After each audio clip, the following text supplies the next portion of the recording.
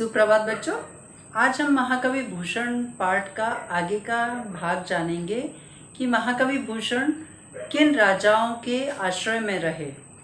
तो जब महाकवि भूषण कुछ काम नहीं कर रहे थे, घर में बैठे थे, सिर्फ देश की स्थिति के बारे में चिंतन करते थे और वह अपने देश की स्थिति को देखकर दुखी होते थे, सोचते थे कि किस वीर या देशभक्त राजा के आश्रम में जाकर रहें और अपने देश के लिए कुछ करें।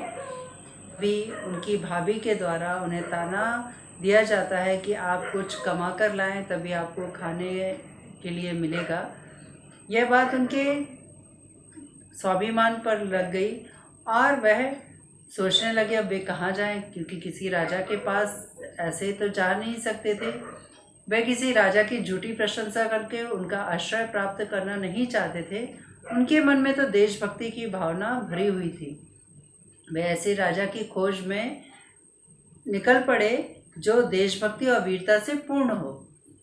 उसी समय विंध्याचल पर्वत श्रेणी और नर्मदा नदी के आसपास का जो क्षेत्र था, जहाँ पर कि राजा शिवाजी मुगल शासकों से निरंतर युद्ध कर रहे थे और उत्तर भारत और दक्षिण भारत की तरफ का जो क्षेत्र था उसमें वह युद्ध करते हुए निरंतर मुगलों को पीछे खदेड़ रहे थे।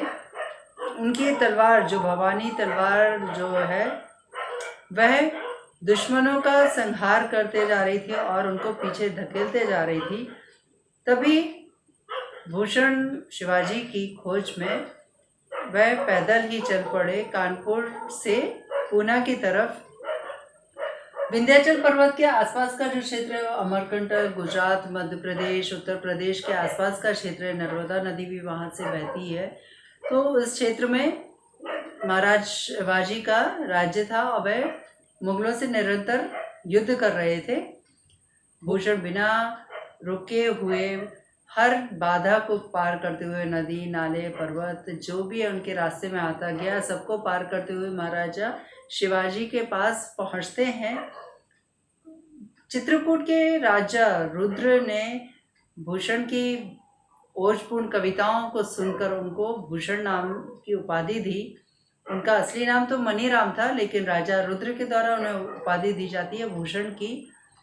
वह शिवाजी महाराज की वीरता से इतने प्रेरित हुए, उनकी देशभक्ति की भावना से इतने प्रेरित हुए कि शिवाजी महाराज को वह अपना नायक मानते थे। जैसे तुलसीदास जी रामचंद्र जी को अपना नायक मानते थे, सूरदास जी कृष्ण भगवान को अपना नायक मानते थे, वैसे ही भूषण जो थे वो शिवाजी महाराज को अपना नायक मानते थे और उनकी वीरता पूर्ण कविताएं लिखते थे। उनकी कविताओं का संग्रह है शिवराज भूषण और शिवा बाबनी नामक 2 काव्य ग्रंथों में।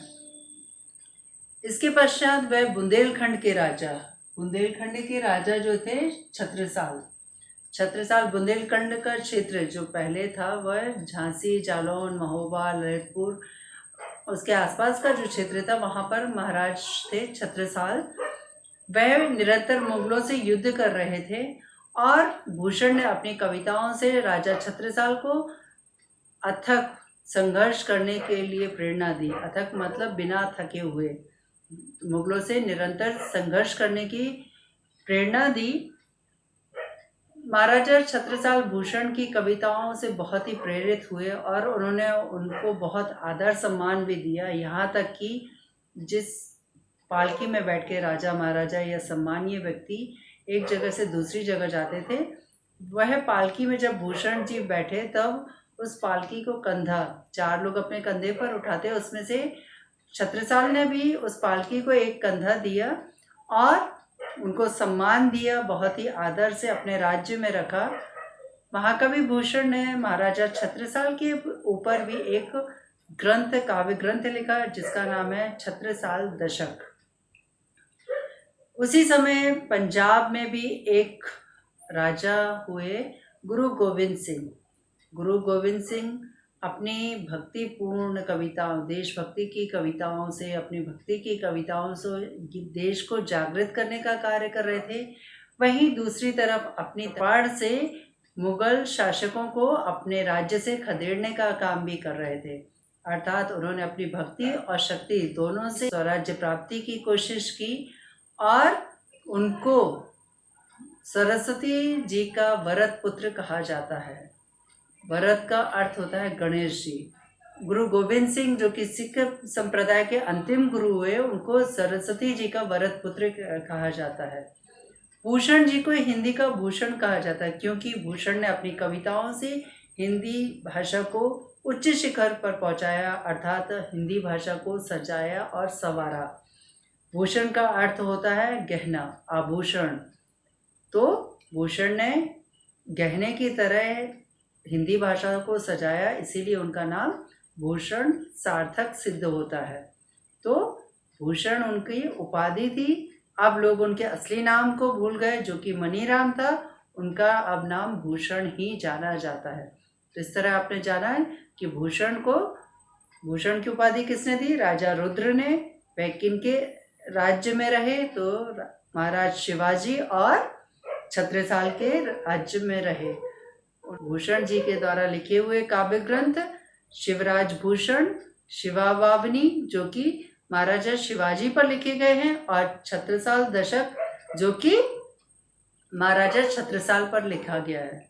तो इस तरह बच्चों आपने भूषण के बारे में जाना।